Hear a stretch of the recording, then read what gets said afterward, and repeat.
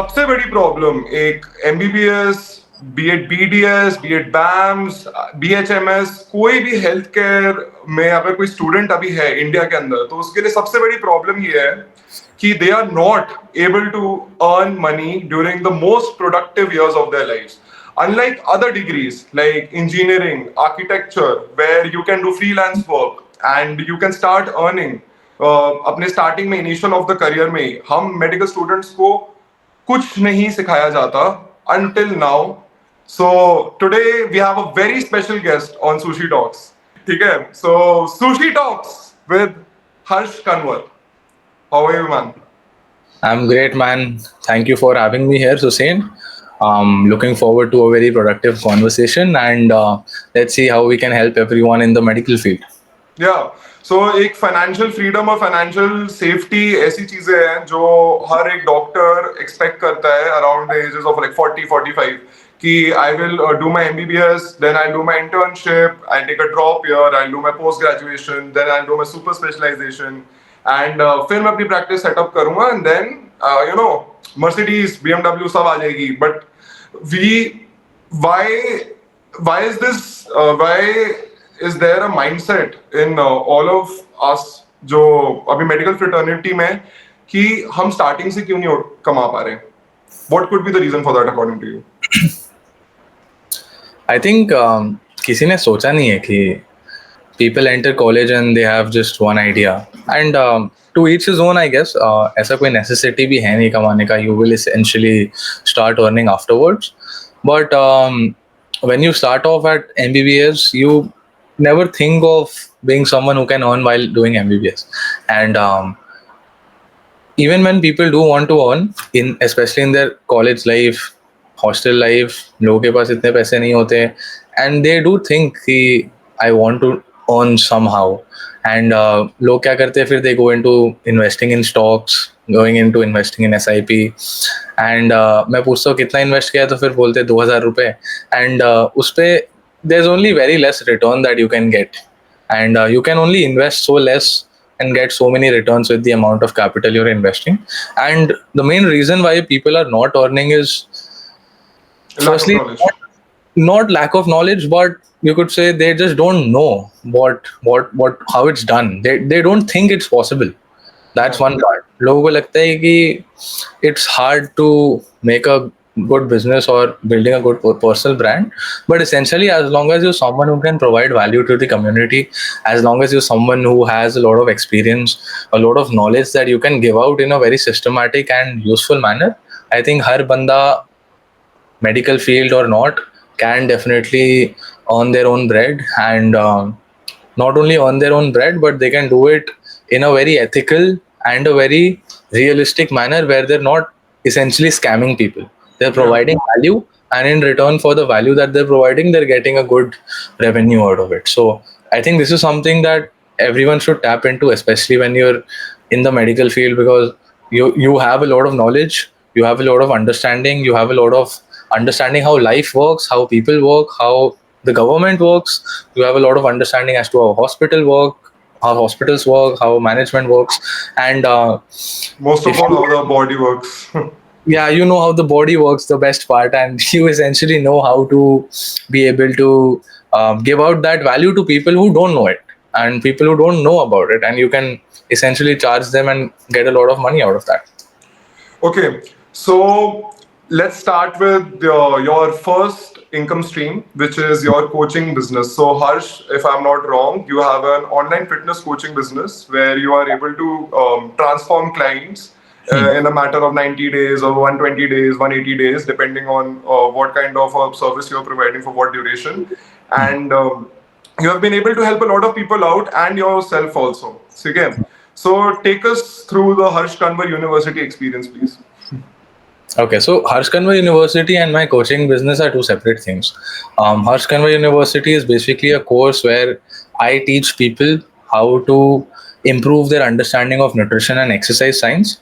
And I also teach them how they can not just use their understanding and their competence, but I also teach them how they can grow as a fitness coach. Now, how certifications work, जो certifications होते हैं gym certifications AS, NASM, K11, ना इनकी knowledge on point होती है, ना इनको सही में सिखाना आता है कि ट्रेनर को क्या जानने की ज़रूरत है। उसके ऊपर से देर मेन गोल इज कि आप आओ इधर 30,000 भरो मेरे सर्टिफिकेशन के लिए, आप सर्टिफिकेशन लो, आपको कुछ नॉलेज मिली या ना मिली मुझे फ़र्क नहीं पड़ता, आप सर्टिफिकेशन लो एंड आप जिम में जाके ट्रेनिंग करो। With even with good amount of knowledge, in the end trainers are set ahead for what, 15,000 rupees at the gym on a monthly basis. That's the salary that trainers are getting at the gym, even if they have decent amount of knowledge. Now unfortunately most trainers don't have great knowledge because वो इन certifications को approach ही उस तरीके से करते हैं कि I just want a certificate and I want to go to the gym, just like I've been going to the gym since the past 5 years, but now I want to go to the gym and I want to take personal training and earn some money as a gym trainer. So that's the mentality that people have while approaching certifications. But in my course, I do give them a certification, but I tell all my students कि भाई certification does not matter. You don't need a certification, you need right knowledge, right guidance, and you need to learn how to grow your personal brand. And that's about my course called the Harshkanva University. अब इसको rebrand कर दिया मैंने, it's called Conquer now. It's pinned on my profile so you can check that out.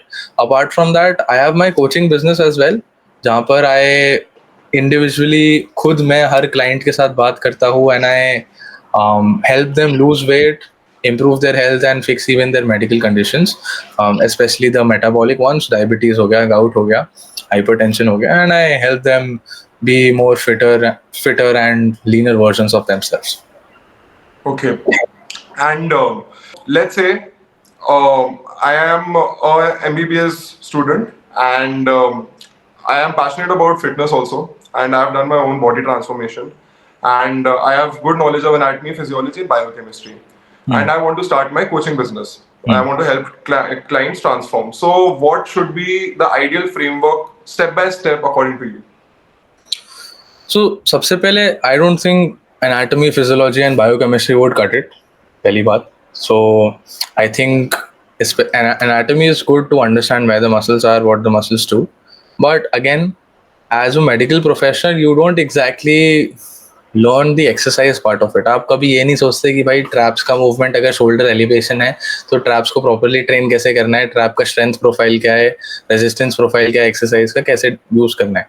So you need to do a little bit of learning of exercise science and nutrition specifically, because I think biochemistry में तो nutrition के chapter में दो ही question पूछते हैं, what is fiber and what is the RDA of vitamins. So that is not enough. So you need to have a not rough, but a good understanding of nutrition and exercise. But you can definitely start off with building your personal brand and building your business. Now, when I started off social media, I had a lot of experience because I was helping other creators create content and I was learning nutrition and exercise with them.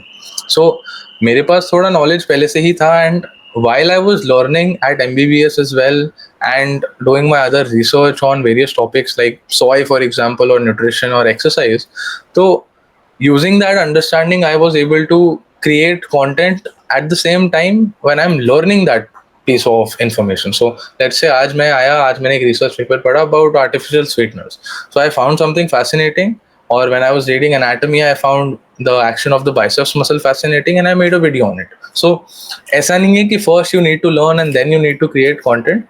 The number one way to start coaching clients is, of course, building a personal brand. So people won't purchase from you if you can't provide them value, and to show them that you can provide them value and to show them someone ऐसा कि you are someone who's impressive, someone who has a lot of knowledge, then only people will purchase your coaching service. तो उसके लिए आपको एक personal brand तो बनाना पड़ेगा. Personal brand means what? You can start off with Instagram or you can start off with YouTube. ठीक है? I think you should be doing a bit of both. Instagram helps you get access to a lot of people at one go, and YouTube helps you build a lot of authority and a lot of credibility. ठीक है, अगर आपने YouTube पे long video बना दिया on nutrition, exercise, science, then people will understand that you have a lot of knowledge. But it's not necessary कि आप YouTube पे अगर videos बनाओगे तो आपको बहुत सारे views पहले ही video में मिल जाएंगे. It takes a lot of time to create engaging content and to tap into the right thumbnail system, the title system. ठीक है, तो you should be doing both at the same time. आप Instagram पे short informative entertaining videos बनाओ जहाँ से आपको बहुत सारे व्यूज आ रहे हैं, बहुत सारे ट्रैफिक आ रहा है, and then you redirect them to YouTube where you are establishing your authority and your credibility. That is essentially what you should be doing at the same time. दोनों आपको साथ साथ करना है. आपको बेसिकली जितना वैल्यू आप दे सकते हो दुनिया को आप फ्री में दो. आपको कोई भी बिजनेस में ये सोच के नहीं घुसना है, आपको फिटनेस इंडस्ट्री में ये सोच के नहीं घुसना है कि आज मैं पैसा कैसे बनाऊं. आपको ये नहीं सोचना है कि मैं क्लाइंट्स कैसे लूं. आपको ये सोचना है कि आपका पैशन इज फिटनेस, आपका goal is to help people get fitter, and अगर आप किसी से पैसा लेके उनको पैसे लेके हेल्प नहीं कर पा रहे तो आप उनको फ्री में हेल्प करो. आपकी एक रील से भी लोगों को इतनी हेल्प हो जानी चाहिए कि they understand what your value is. And once you start doing that, once you start getting a lot of engagement, once people start realizing कि आपके पास कितना knowledge है, they will reach out to you automatically. You don't even need to market anything. ठीक है. आज इससे पहले I had a consultation call where this guy joined my call and उसने बोला कि I asked him why are you reaching out to me for your fitness now? Why not? एक साल से आप follow कर रहे हो तब क्यों नहीं किया? He's like, bro, your knowledge that I've been seeing your reels a lot. आप अपना प्राइस बताओ एंड UPI ID दो, मैं आपका पेमेंट करके ज्वाइन कर लूंगा. So marketing is of course essential, but if you are someone who can give a lot of value and you can impress people, then automatically लोग आपके पास आपके सर्विसेज को पूछेंगे कि आप क्या सर्विस देते हो, and they will automatically reach out to you. For example, let's say आप किसी वीडियो एडिटर के बहुत सारे वीडियोस देख रहे हो सोशल मीडिया पे ना, आप कंटेंट क्रिएटर हो, तो आप तो सोचोगे ना कि इस बंदे ने क्या अच्छा एडिट किया है, इसको मैसेज करके पूछते हैं इसके प्राइसेस क्या है एंड ज्वाइन करते हैं. तो इंटेंशन तब आता है जब आप वैल्यू दोगे and when you can impress people. So if you can impress people and get them to even follow you and get them to even see you on a regular basis, तो जब भी उनको need होगी ना of a nutritionist और a health coach, they will reach out to you. ठीक है. Essentially you should start giving out value, start getting followers and start getting engagement and impressing people, and eventually people will start buying your services. अब marketing ऐसी नहीं होनी चाहिए कि भाई story पे डाल दिया, क्लाइंट नहीं मिल रहा है तो स्टोरी पे डाल दिया कि भाई 2 slots left, 50%, 5 slots left. हाँ 5. उस Indian market is very smart. ठीक है. लोगों को पता है व्हाट्सअप, दे नो व्हाट्सअप. वो स्टोरी देखेंगे, उनको मालूम है कि आपको एक क्लाइंट नहीं मिल रहा है इसलिए आपने डाले 5 slots लेफ्ट एंड अभी आपको क्लाइंट फट से चाहिए.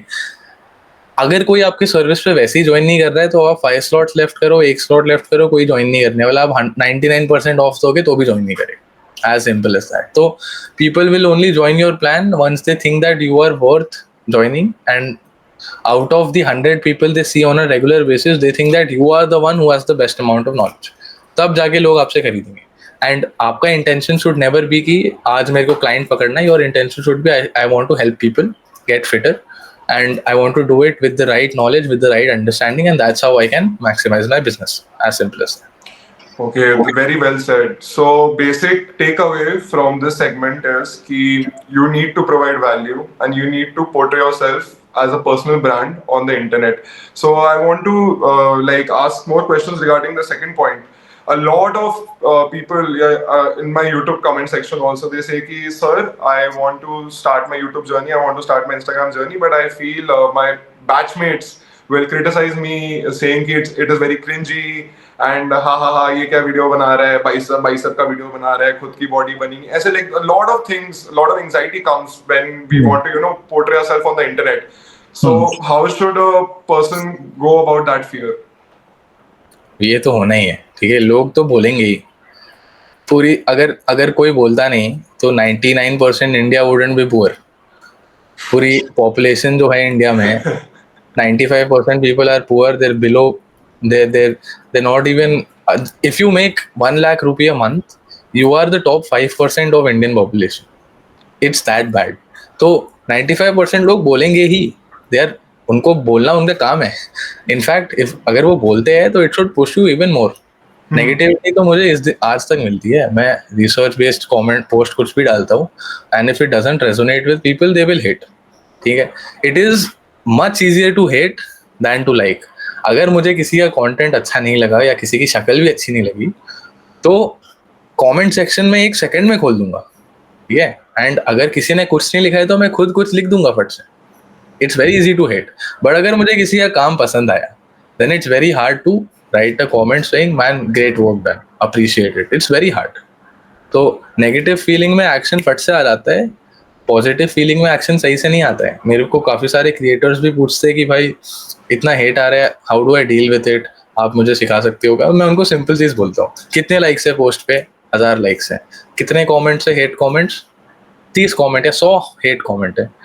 1000 लोगों ने देखा है आपका वीडियो, उनको पसंद आया है और उन्होंने लाइक बटन दबाया. 0.7%. एग्जैक्टली 1000 लोगों ने लाइक किया है एंड हेट करने वाले ने कमेंट किया है.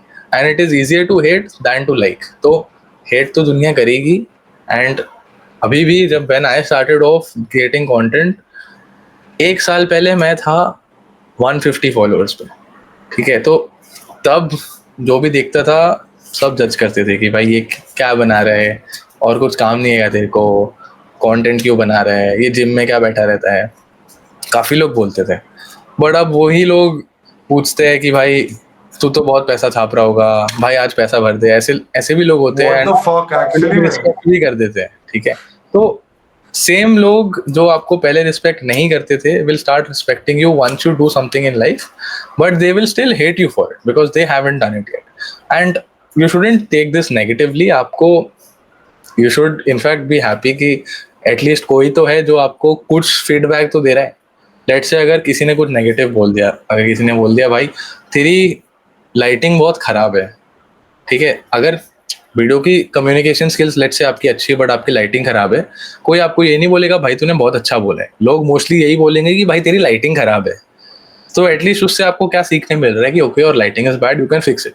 If you can take that review into consideration and you can improve, then isn't it a good thing. कोई आपको फीडबैक देने के लिए बैठा है, आपको हायर नहीं करना पड़ रहा है किसी को फीडबैक देने के लिए. You getting live feedback from the audience.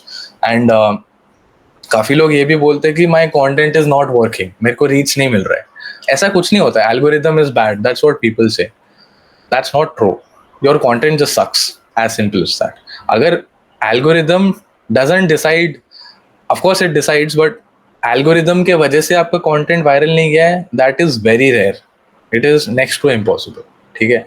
And अगर आपको दिख रहा है कि भाई आपने जो वीडियो पे एक्सपेक्ट किया था कि इसे 10,000 व्यू तो मिल जाते, बट इसे 1000 ही व्यू मिला है, तो आपको ये नहीं सोचना है कि एल्गोरिदम इज बैड. आपको ये सोचना है what could have been better. And you just have to be consistent. एक बार आप कंसिस्टेंट होने लग जाओगे तो आपको ग्रेट रिजल्ट्स मिलेंगे. एंड हाँ, हेट तो लोग करते ही रहेंगे.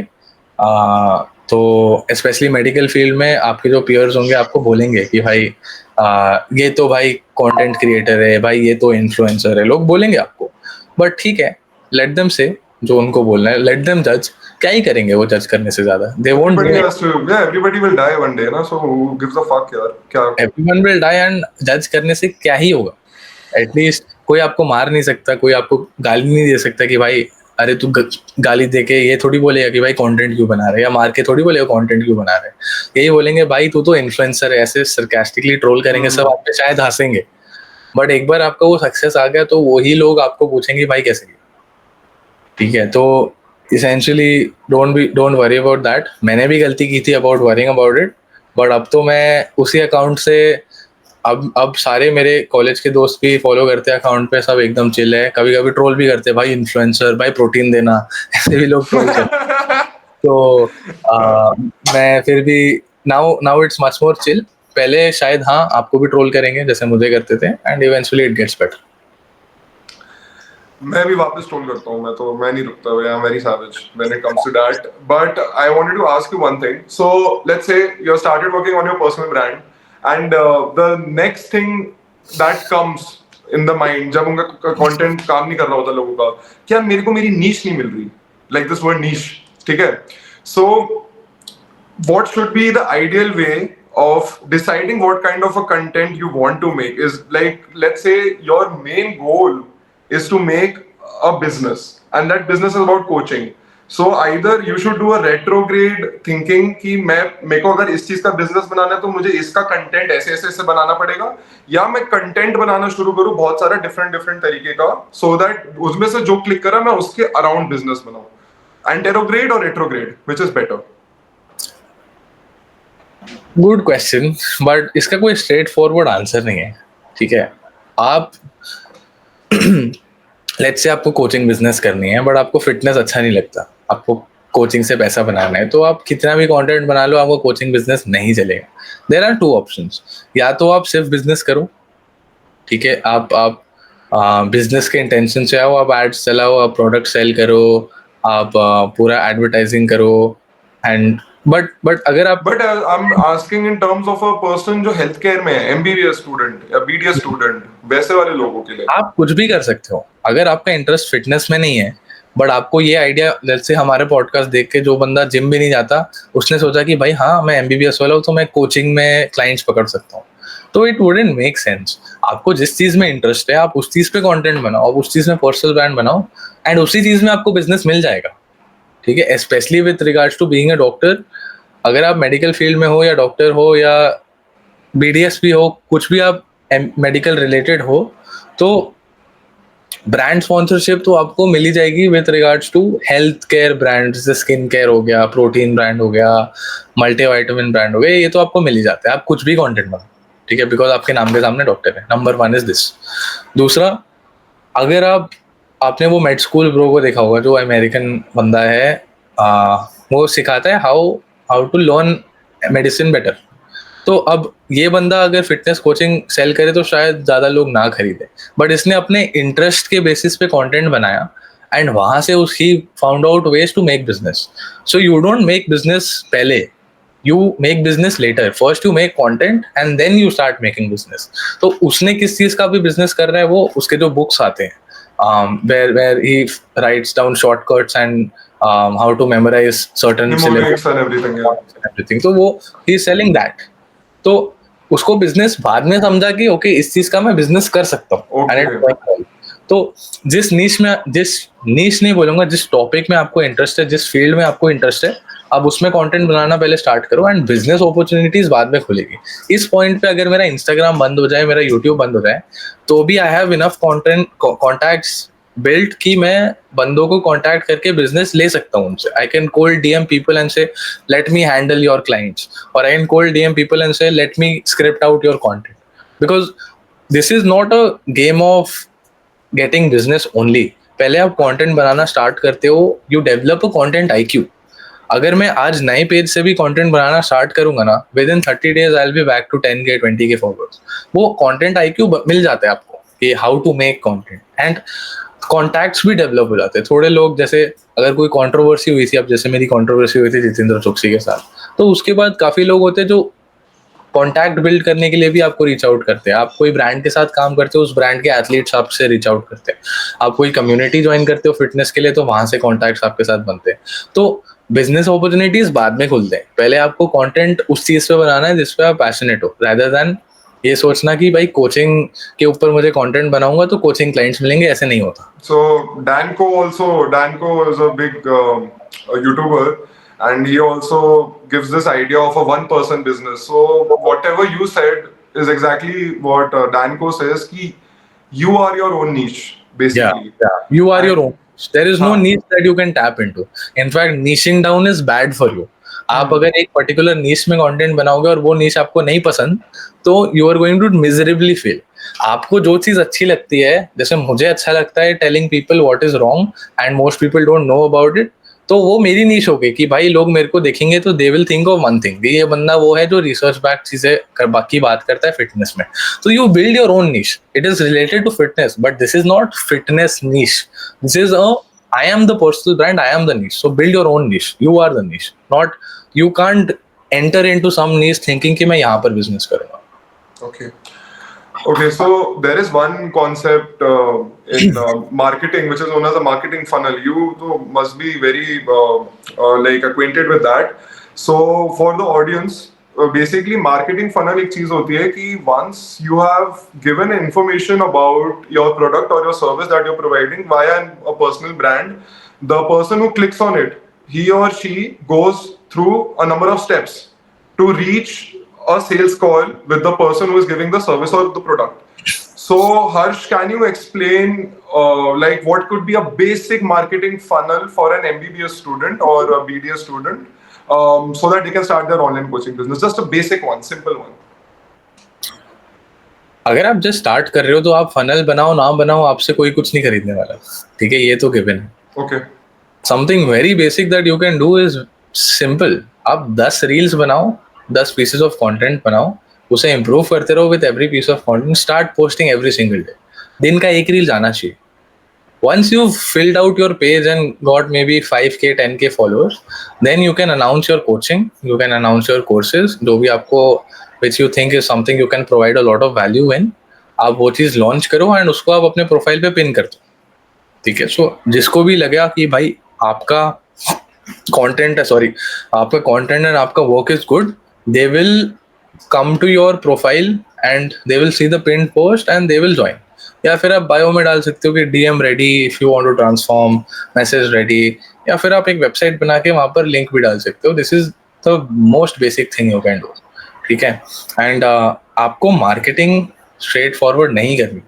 आपको नहीं बोलना कि I am launching my coaching program, you can join my coaching program, I'm launching my course, join my course for just 499.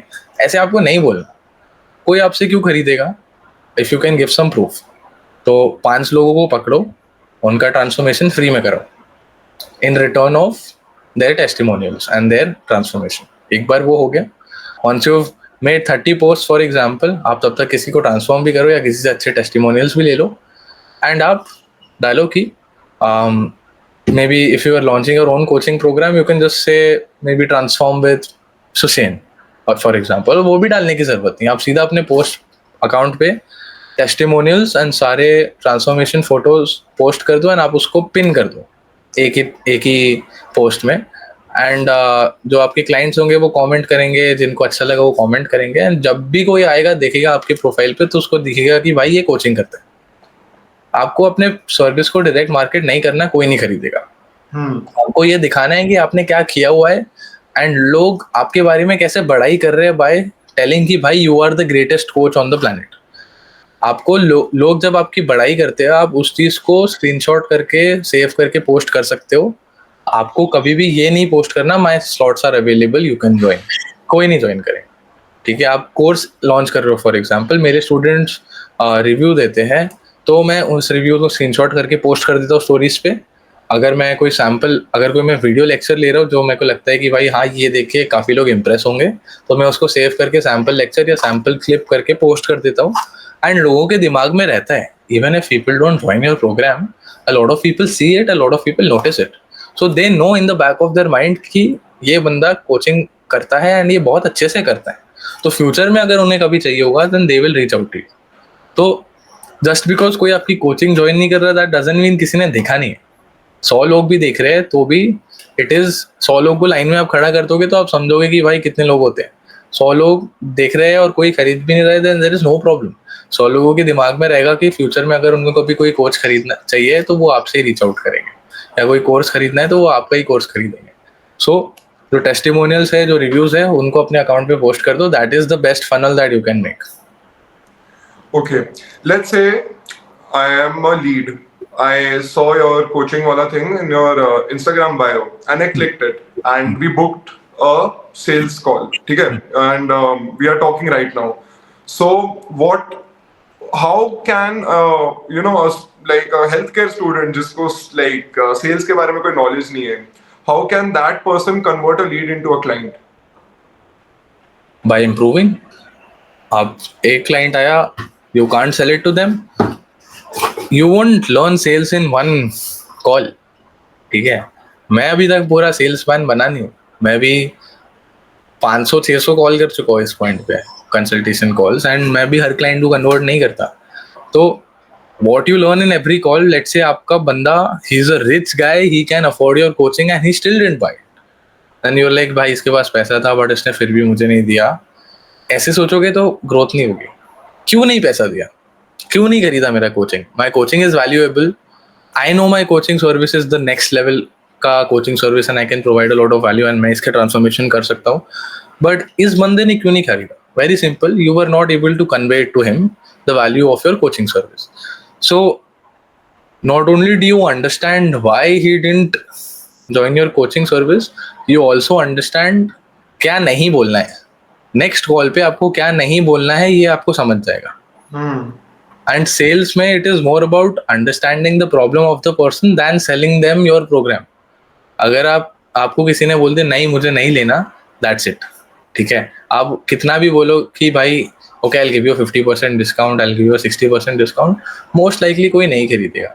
तो before you pitch them the prices आप पहले सही से कन्वे करो कि what is it that you actually offer, and once you can convey that properly, then people will join your plan and they will invest. I have seen from my personal experience. So we also have a coaching business, Cut Down के नाम से. I'm doing this with my brother. He's also a doctor.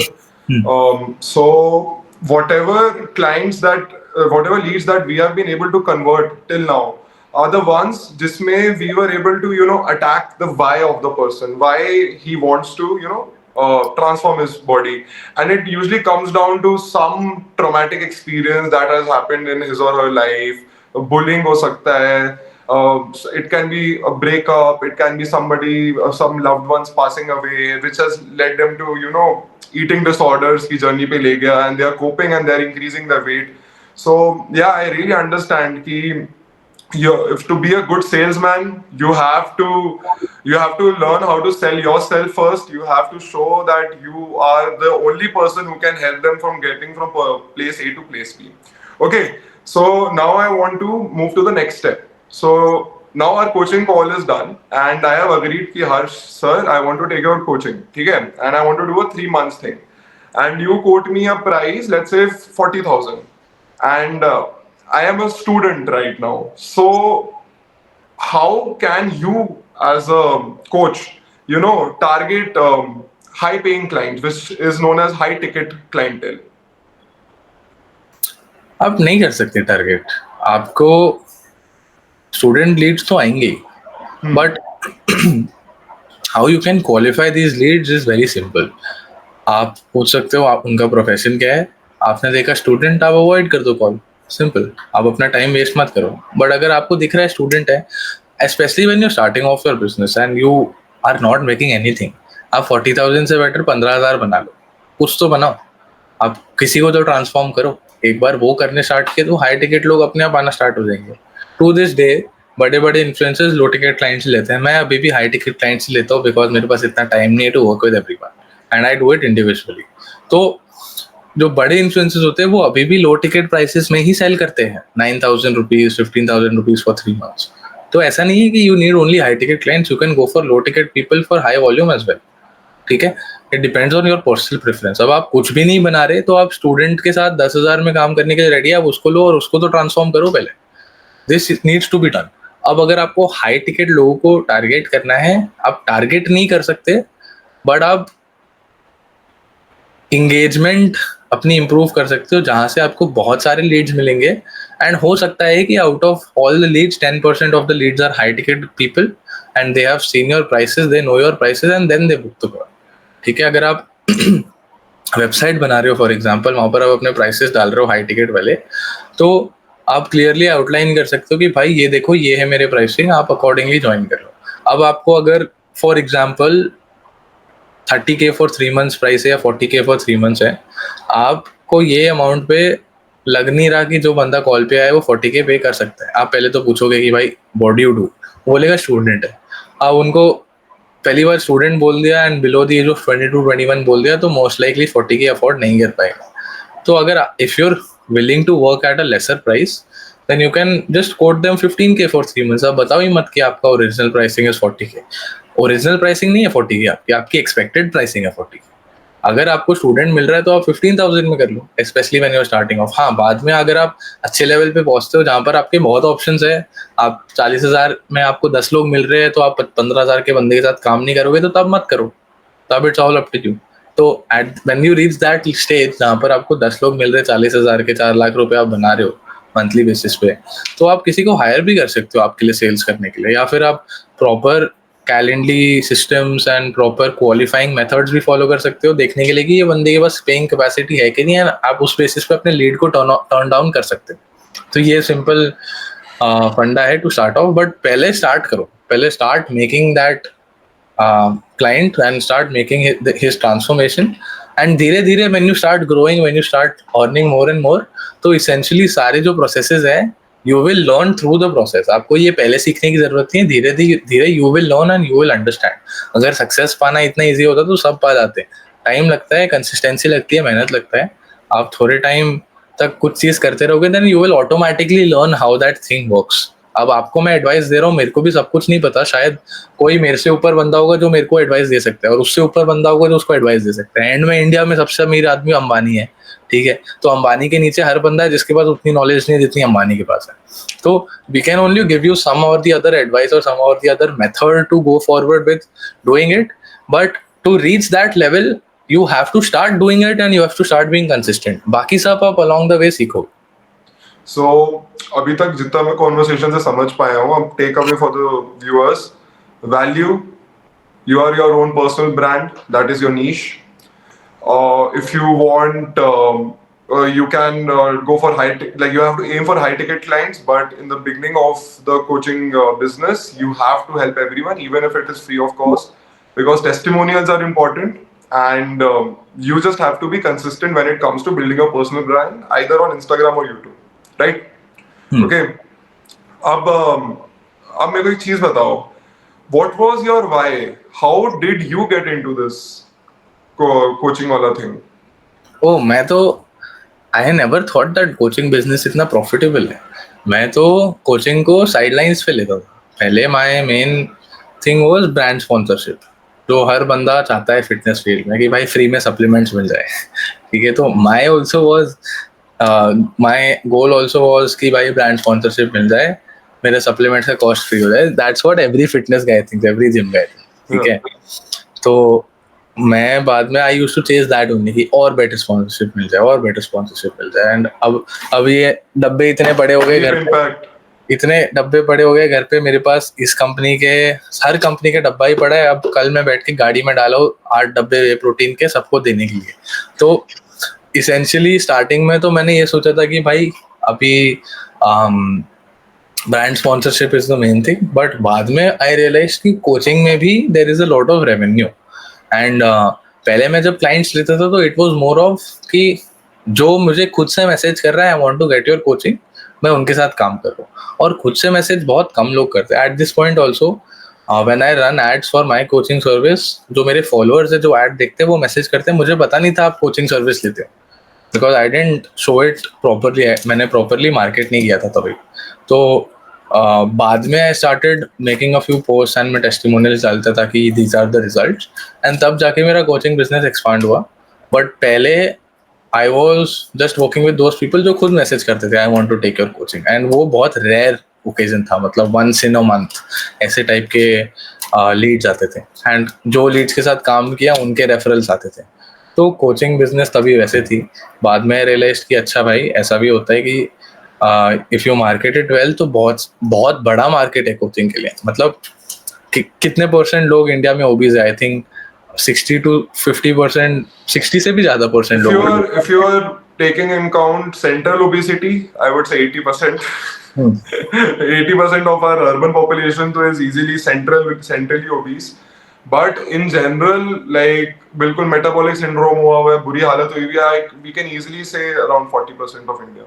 Easily. So exactly, more than 50% of India, which is easily like what 600 million people are unfit. तो 600 million में से शायद 10% लोग कोई coaching service ढूंढते हैं. तो 60 million people are still there for working with clients. And coaches कितने हैं?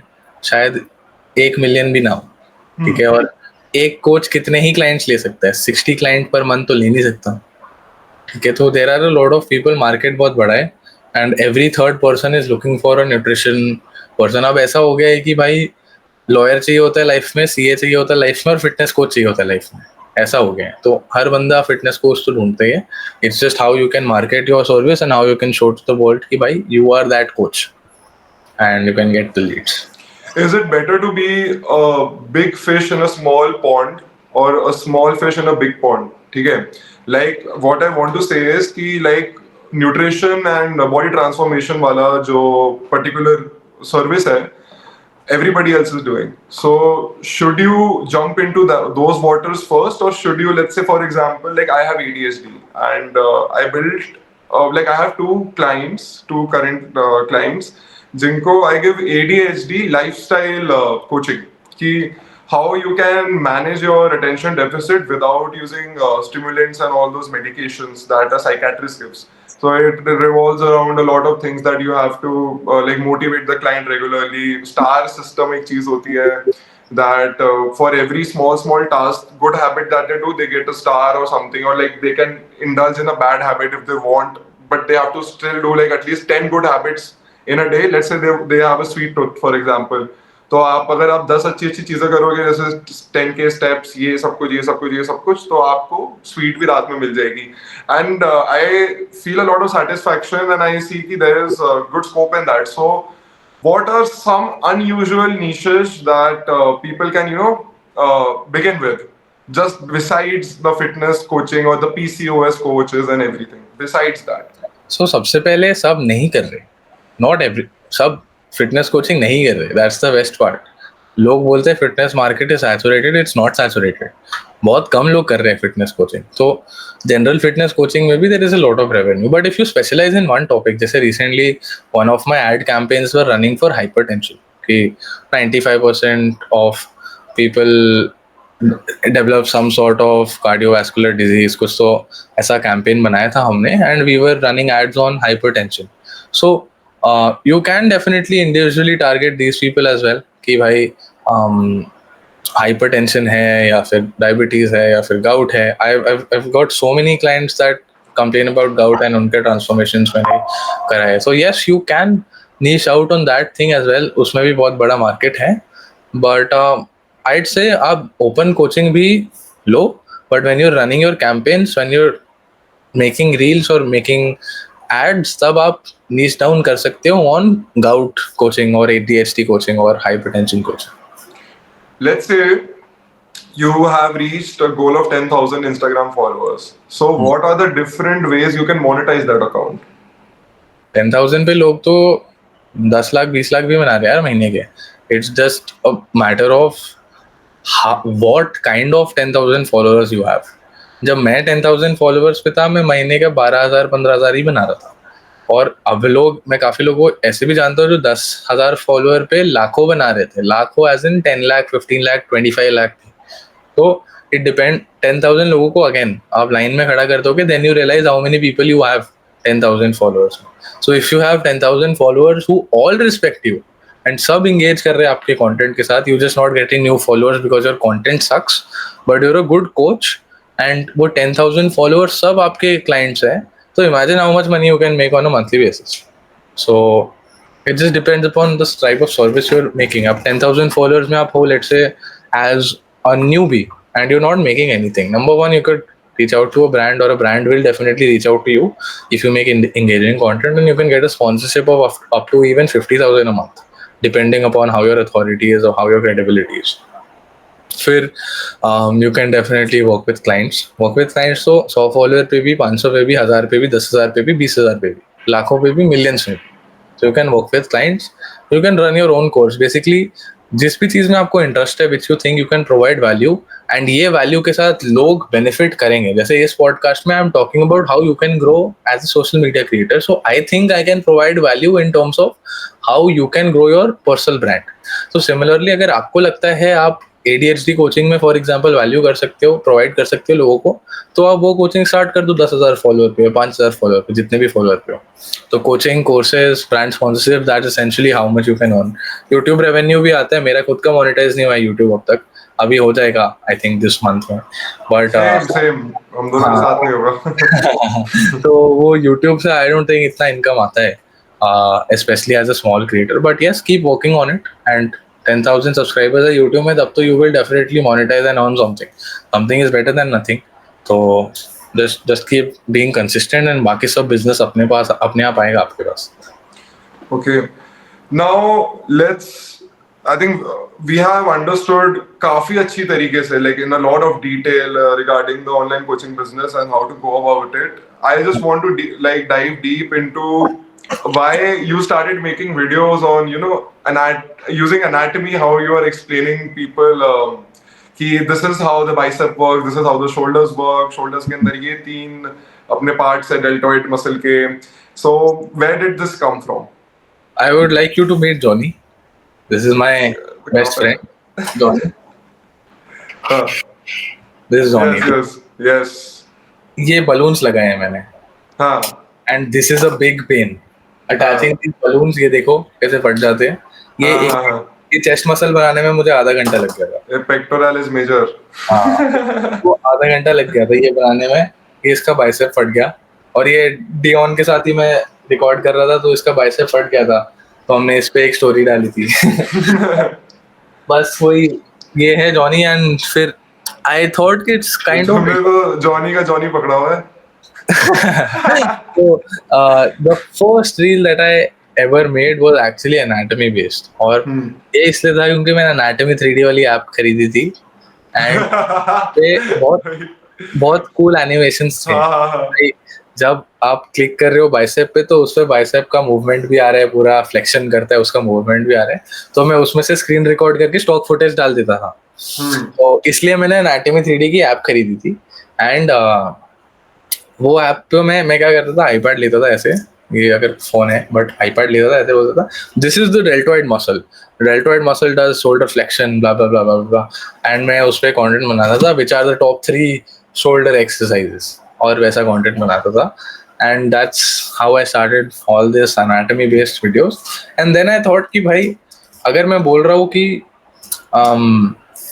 Close grip bench press is a terrible exercise for your triceps for example, अगर मैं ये बोल रहा हूँ तो शायद मोस्ट लोग हेट करेंगे बिकॉज मैं बिना कोई प्रूफ के बोल रहा हूँ. There is no resource, there is no backing. मतलब मैंने डाला नहीं है कुछ रिसर्च पेपर. बैकिंग तो है बट मैंने कुछ डाला नहीं है, मैंने कुछ एक्सप्लेन नहीं किया. So I thought if I just use this skeleton to explain कि भाई हाउ ये पोजीशन में आपके जॉइंट रिएक्शन फोर्सेस बहुत बढ़ जाते हैं, then it would resonate a lot with people.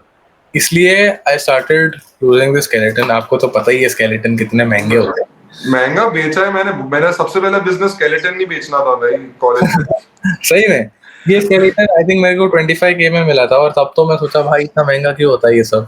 फिर यहाँ पर थोड़ी हड्डियां पड़ी हुई है, ये भी मैंने खरीदा था. तो बेसिक एक पॉन्जी स्कीम कर सकते हो ना तुम अपने जूनियर्स के साथ कि भाई मैंने तेरे को 25 में बेचा, तू 30 में बेचियो आगे. वो आर्टिफिशियल है ना, ये रियल नहीं है, कोई खरीदता ही नहीं है.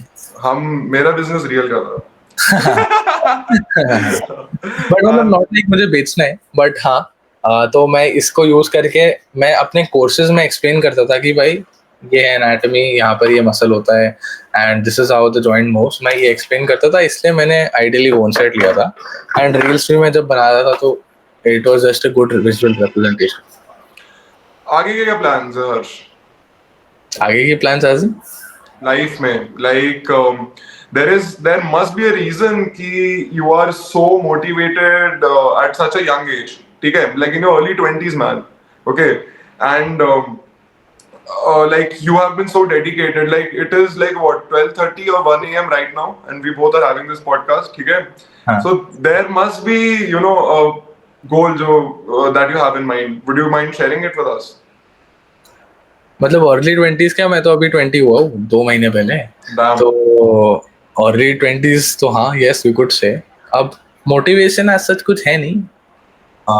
आई am pretty well sorted in life. My parents are also well sorted.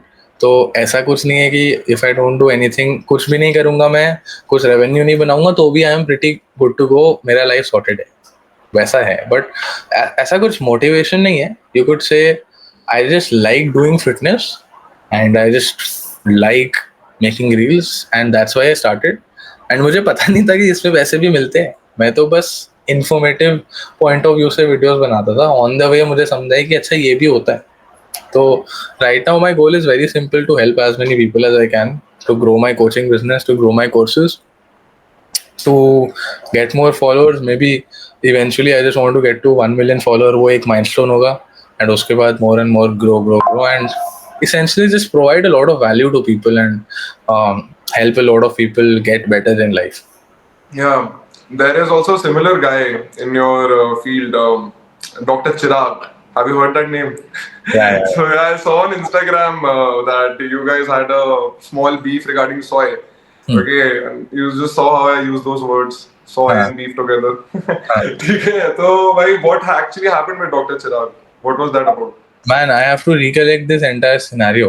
But from what I remember, Dr. Chirag commented. Let me just open this right now. You know what? Yeah, because we have already done a podcast with him. So if you want, on a like a subsequent episode, we can have a full debate. Like I can be the moderator of that conversation. That would be I'm lovely. 100% in, man. No one knows.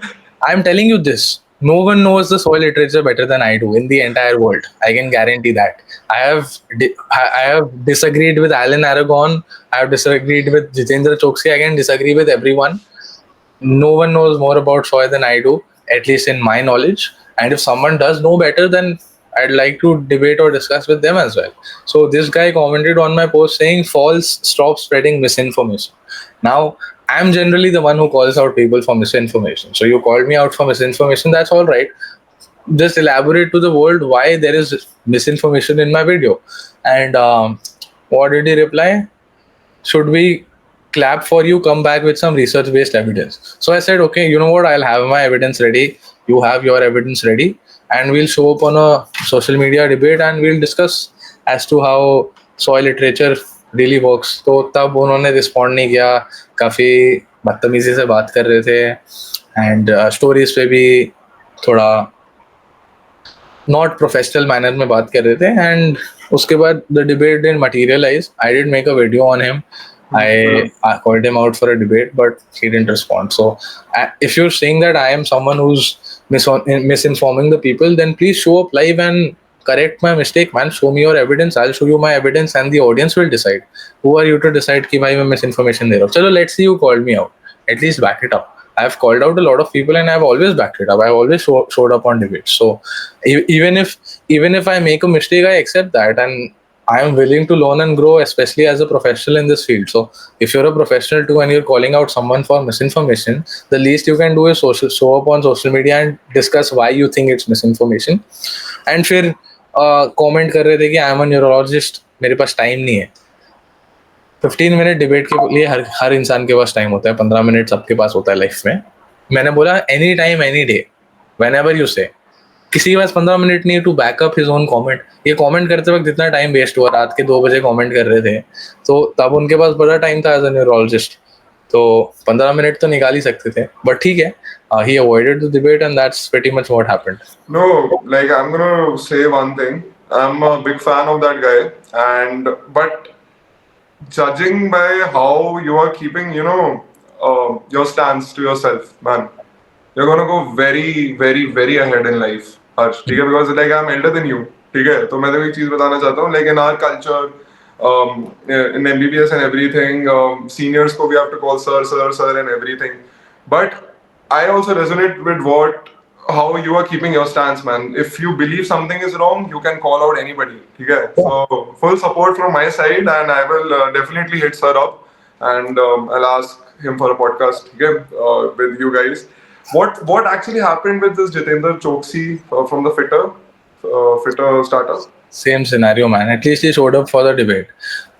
So he made an indirect reel on me saying कि आजकल बहुत लोग बोल रहे हैं कि सोय के में एंटी न्यूट्रिएंट्स होते हैं and soy is bad for health, but that's not true. And he made a reel, I made a reel, he posted comments, I posted comments, and then we came on a debate. Debate खत्म हुआ, pretty clear कि भाई soy has problems. There are human RCTs, there are even reviews. अब he would say that meta reviews are better than human RCTs, but that's not entirely true. If there is some product with some side effect that has been seen, why would you willingly consume that product, especially if it comes at a risk? No one in the world says that soy is safe for consumption. Everyone says that soy is safe in moderation. That's what the entire world says. You're right. But if there is some potential side effect at a very molecular or cellular level, then how can you as a professional recommend someone to consume it in moderation? That just doesn't make sense. You have much better options to make yourself nutritionally more adequate. Let's say protein की problem है, you can tell someone to add more vegan protein. Budget की problem है, you can tell that person to work harder. As simple as that. You can find out safer ways to meet your nutritional needs. As simple as that. So why would you willingly as a professional or willingly as a person consume soy in when you know that it has potential side effects, and there have been some side effects seen in some or the other study. Okay, so let's because you have brought this topic up. Soy, if I'm not wrong, has some phytoestrogens. Am Yeah. I right? Yeah. So that is the main thing, na? It No, is. no, Uh, that's I not the might be main. wrong. It is one of the contributors. Phytoestrogen level is there. There are other anti-nutrients as well. There's trypsin inhibitors. Soy is also goitrogenic. There are a lot of other anti-nutrients, and there has even been an RCT where it said that consumption of soy gave lesser muscle growth than not consuming any protein at all. Okay, so three types of people. Let's say one was consuming whey protein, one was consuming no protein, and one was consuming soy. Now, of course, the whey protein guy has the best gains, but the guy who was not consuming any protein had more gains than the guy who was consuming soy protein. तो यहाँ तो आपका वो point भी चला गया कि भाई soy is cheap and it gets you protein. ठीक है, अगर सोय के प्रोटीन से आपका गेन ही नहीं हो रहा है मसल, तो क्या पॉइंट हुआ सोय प्रोटीन खा के भी. एंड उसके ऊपर से एंटी न्यूट्रिएंट प्रोफाइल है. लोग बोलेंगे कि बॉईल करने से एंटी न्यूट्रिएंट्स कम होते हैं, but yes, it's true that most anti-nutrients are decreased, but there are also some anti-nutrients that increase in concentration when you boil or ferment soy. Oh, okay. I didn't know about this. Yeah, so that's even with tofu, tempeh, and other forms of soy, there are some anti-nutrients that increase when you ferment soy and when you process soy in any way, shape or form. And जब ये debate खत्म हुआ, then Jitendra Choksi ने मुझे एक defamation notice भेजा. And Sorry. I'm so sorry, man. तो defamation notice भेजा कि भाई this guy is causing loss of my company Fitter and he is defaming me, so need to file an application. And he demanded what 3 crore rupees or something like that on the defamation suit. And I sent him a legal reply, he sent me a legal notice, I sent him a legal reply, and then the filing has started. The best part about this is the first hearing that we had, Jitendra Choksi's senior advocate did not show up. And now, why does an advocate not show up despite being in a company that can pay him? Because there are some internal disagreements that's going on, and there is some budget issue. So his senior advocate didn't show up, and we had to reschedule the hearing, and then the next hearing is still due. So that's about the hearing with Jitendra Choksi. He has also called Vimantal police station, and they had messaged me ki bhai, please come to Vimantal police station, and a case is being filed against you. And I didn't go, and Fuck. yeah, I didn't go. Nothing happened. He couldn't even pay off the police properly. That's terrible, man. I shouldn't be laughing, man. मेरे पता चले मेरे भी case हो जाए भाई. मैंने तो अभी कोचिंग बिजनेस शुरू किया है. But this is insane, dude. Like 20-year-old लोगों की गांड मार रहे हो तुम भाई. बहुत अच्छी बात है. And with scientific knowledge, man. I love it, bro. What you're doing. Yeah, I appreciate that, man. Yeah. So this was a lovely conversation, man. ठीक है. Hopefully we can have a detailed conversation कभी offline बैठ के. I would love to dive deep into the science of nutrition and all the exercise के बारे में knowledge that you have to share with the world. But I feel कि I need to give you at least an hour एक और ज़्यादा for that thing. So Yeah. how was your experience? कैसा लगा? अरे बढ़िया बढ़िया podcast, great talks. Hopefully we can help a lot of people who are viewing these Yeah. podcasts. And thank you guys for watching this video. And hopefully ये video जो आपने free में देखा है इससे आप कुछ पैसे कमा सको. And Sushi Talks will be airing soon. Thank you so much.